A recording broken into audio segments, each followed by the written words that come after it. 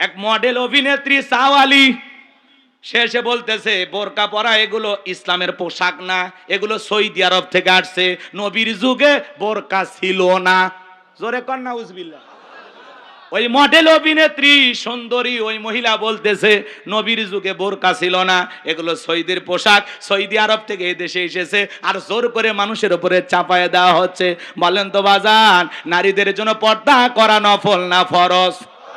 আল্লাহ বলেন অকরনা ফি বুয়ুতিকুন্না ওয়ালা তাবাররাজনা তাবাররুজাল জাহিলিয়াতিল উলা।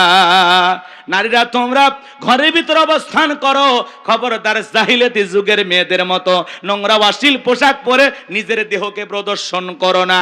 নারীরা যদি বাহিরে যায় ঢিলাঢালা পোশাক পরে যাবে, হাত মোজা পা মোজা লাগাবে, ফরজ পর্দা মেনে নারীরা বাহিরে ঘোরাফেরা করবে। কথা বলেন ঠিক কিনা? পর্দা হলো নারীকে সিকিউরিটি দিবে, পর্দা নারীর নিরাপত্তা দেবে, পর্দাশীল নারীর উপরে আল্লাহর রহমত নাজিল হয়। পর্দা হলো প্রত্যেকটা নারীর সৌন্দর্য বৃদ্ধি করে। কথা কয় না কে? হিজাব পর্দা হলো প্রত্যেকটা নারীর অহংকার। কথা বলেন ঠিক কিনা? ও মা ও বোন, পর্দাতে থাকলেই তুমি শান্তিতে থাকবা।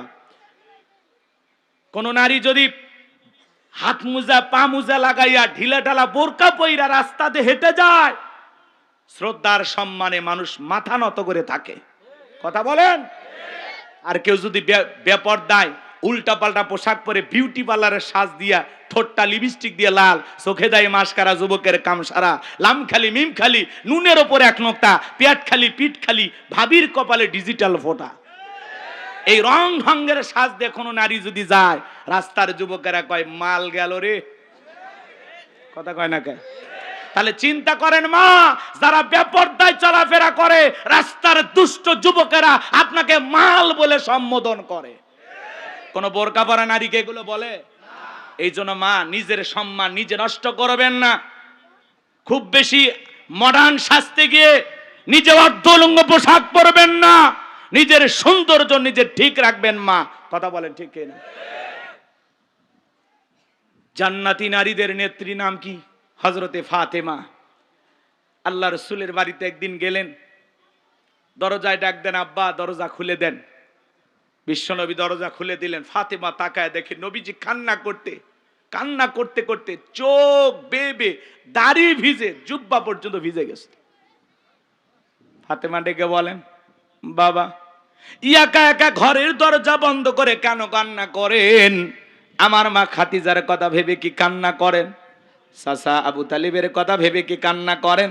নবী আমার ডেকে বলে, মা ফাতেমা, তোর মা খাদিজার কথা ভেবে কান্না করি না, চাচা আবু তালিবের কথা ভেবে কান্না করি না মা। আমাকে যখন জিবরাইল মেরাজ করার জন্য নিয়ে গেল মা, জান্নাত ভ্রমণ করে দেখালো, জান্নাতটা দেখে দিলটা খুশি হয়ে গেল। আল্লাহর কাছে দোয়া করলাম, আল্লাহ আমার গুনাহগার উম্মতের জন্য বেশি বেশি জান্নাতি হয়। ও মা, জিবরাইল এইবার ডেকে বলে, নবী জান্নাতটা দেখেছেন, এইবার চলেন আপনাকে একটু জাহান্নামটা ঘুরে দেখায়।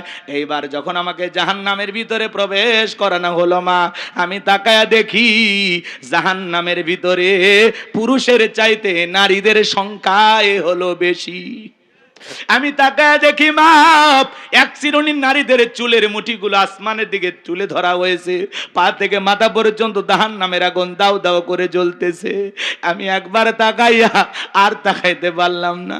নারীদের দেহটা মনে হয় গরম পানি যেরকম থকবক থকবক করে, ওইরকম থকবক করতেছে, আর তারা এত জোরে চিৎকার মারতেছে মা, মনে হয় তাদের চিৎকার আসমান জমিন ভেঙে পড়বে। আমি জিবরাইলকে বললাম, ভাই জিবরাইল, এই নারীদেরকে কেন এইভাবে শাস্তি দেওয়া হচ্ছে? এই নারীদের কি এমন অপরাধ?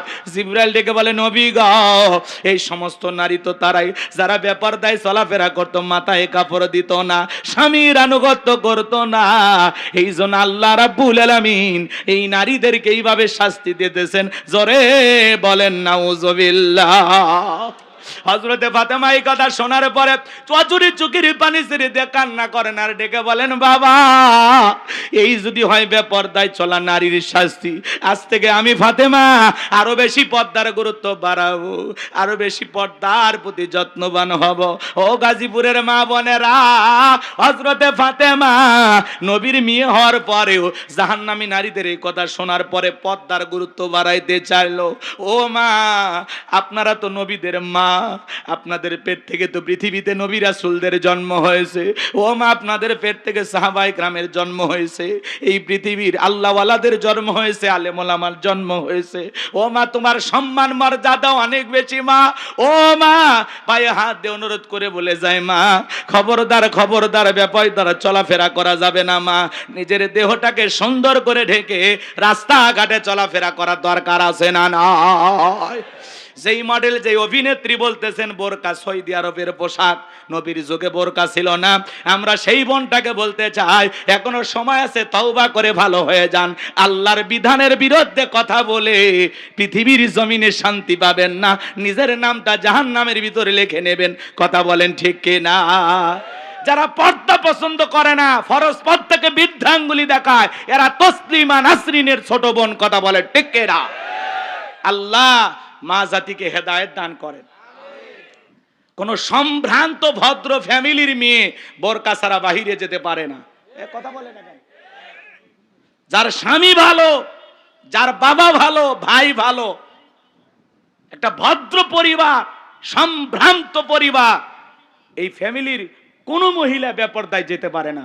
কথা বলে, খালি গাড়িটা দামি হলে হবে না, বাড়িটা দামি হলে হবে না, নিজের বউটাকেও দামি পোশাক পরাতে হবে, আর সেই দামি পোশাকের নাম হলো পর্দা।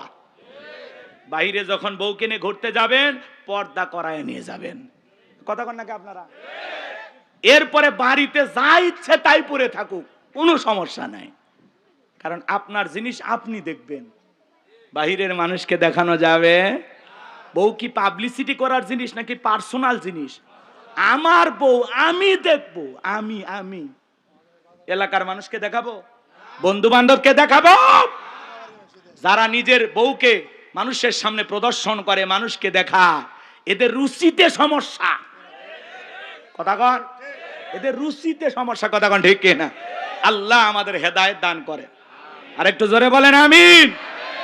মন খারাপ করবেন না আমার ভাইয়েরা, দিল দিয়ে কথাগুলো বোঝার চেষ্টা করবেন। মন খারাপ করছেন মনে হয় আপনারা। এইবার সবদা নামের সেই মহিলা রাজি হয়ে গেল। পরের দিন সকালবেলা আল্লাহর পয়গাম্বর মুসা আলাইহিস সালাম হাজার হাজার জনতার সামনে ওয়াজ করতেছেন, সুন্দর করে উপদেশ দিতেছেন। ওই ভরা মজলিসে মুসা আলাইহিস সালামের আলোচনা শোনার পরে সবদা নামের সেই নারীর চোখ দিয়ে পানি ঝরতেছে। বলুন আল্লাহু আকবার।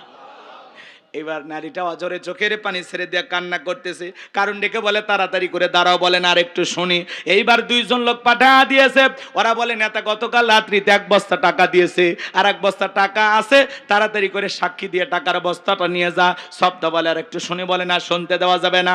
দুইজন 2 হাত ধরে ওই ভরা মজলিসে সবদাকে জোর করা দাঁড় করা দেয়।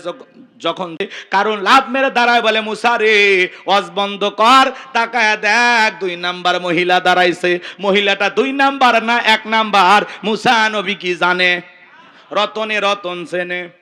ডাইরেক্ট বলতেছে, ও নবী মুসা ওয়াজ বন্ধ করো। আজও পৃথিবীর জমিনে তাকায় দেখবেন, আলেম ওলামা যখন হক কথা বলে, আল্লাহর আইনের কথা বলে, মসজিদের মেম্বারে দাঁড়িয়ে যখন সুদের বিরুদ্ধে বক্তব্য দেয়, সভাপতি সুদখোর খেপে যায়। ডাইরেক্ট বলে, হুজুর আপনার ওয়াজ বন্ধ করেন, আপনার ওয়াজ লাইন ছাড়া। যারা আলেমদেরকে বলে আপনার ওয়াজ লাইন ছাড়া, আসলে ওর জীবনটা লাইন ছাড়া, ও পুরোটাই তার সেরা।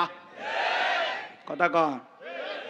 হুজুরেরা হক কথা বলবে, ভালো লাগলে শুনবেন, না লাগলেও শোনা লাগবে। মানে না মানে পরেকার হিসাব। আজকে হক কথা বলা যায় না। একটু হক কথা বললে মসজিদে এসি লাগায় দেয়, বলে হুজুর মাথা ঠান্ডা রাখেন। কথা কন। কি কায়দায় চলতেছে দুনিয়াদারি, খালি তেল ঠেলা, খালি তেল ঠেলা। হক কথা বলতে চায়। রাগ করতেছেন?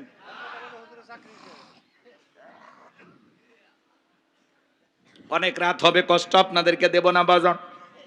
মনে রাখবেন, আলেমদের কথা বলতে যারা বাধা দেবে, এই পৃথিবীর জমিনে বিশ্ব নবীকে কোরআন তেলাওয়াতে বাধা দিয়েছিলেন কারা? নবীর দাওয়াতে বাধা দিয়েছিলেন কারা? কাফেররা। কথা বলেন। তারা স্লোগান দিয়েছিল, অকালাল্লাযীনা কাফারু লা তাসমাউ লিহাযাল কুরআনি ওয়ালগাউ ফিহি লাআল্লাকুম তাগলিবুন। কাফেররা বলল, কোরআন শ্রবণ করো না। যেখানে মুহাম্মদ কোরআনের আলোচনা করে, কোরআন তেলাওয়াত করে, ওই জায়গায় হট্টগোল সৃষ্টি করো, তালি বাজাও, শীষ দাও, লাফালাফি করো, ঢোল পিটাপিটি করো, যে অবস্থায় পারো মুহাম্মাদের কোরআন তেলাওয়াত বন্ধ করো। বলেন তো বাজান, ওরা কি বন্ধ করতে পেরেছিল? ওরা মনে করে কোরআন বন্ধ করলে বিজয় লাভ করতে পারবো, ওরা তো বন্ধ করতে পারে নাই। আজও বাংলার জমিনে দেখবেন এমনও মানুষ আছে, যাত্রা হলে কোনো সমস্যা নাই, গান বাজনা সমস্যা নাই, বাণিজ্য মেলার নামে রাত 12টার পরে নর্তকীর গায়ে একটা সুতার কাপড় থাকে না, ওখানে 144 জারি করা হয় না। এই দেশে যারা তাফসিরুল কোরআন মাহফিলে, ওয়াজ মাহফিলে 144 জারি করে আলেমদের কথা বলতে বাধা দেয়, আমার বিশ্বাস ওদের জন্ম মুসলমানের ঘরে হতে পারে না।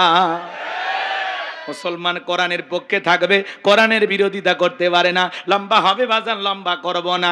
এইবার সবদা দাঁড়িয়ে গেছে, কারণ ডেকে বলে, সবদা তোমার যা বলার তুমি বলো, আমি তোমার সাথে আছি। সবদা বলতেছে, কারণ বৈশা পারো, আমি যেহেতু দাঁড়িয়েছি বলার জন্য আমাকেই বলতে দাও। এইবার সবদা বলতেছে, জনগণ শোনো দিয়া মন, আমি জীবনে কোনোদিন মুসা নবীকে দেখি নাই, আজকে মুসা নবীকে দেখার পরে আমার পাষাণ হৃদয় গইলা গেছে। আমি সিদ্ধান্ত নিয়েছি আর খারাপ কাজ করব না, অশ্লীল কাজ করব না, আমি তওবা করে ঈমান গ্রহণ করব।